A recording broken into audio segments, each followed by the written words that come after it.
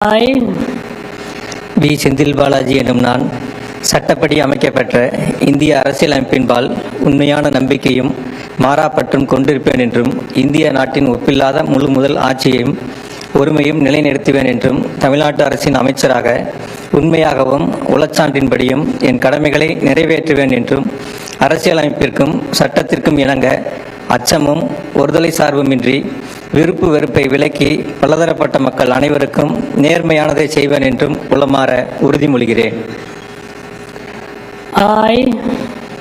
We. Senthil Balaji எனும் நான் தமிழ்நாட்டு அரசின் அமைச்சர் என்ற முறையில் எனது கவனத்திற்கு உள்ளாவதும் தெரிய வருவதுமான எந்த பொருளையும் அமைச்சரின் கடமைகளை உரியவாறு நிறைவேற்ற தேவையான அளவுக்கன்றி ஒருவரிடமோ பலரிடமோ நேர்முகமாகவோ மறைமுகமாகவோ அறிவிக்கவோ வெளிப்படுத்தவோ மாட்டேன் என்று உளமாற உறுதிமொழிகிறேன்.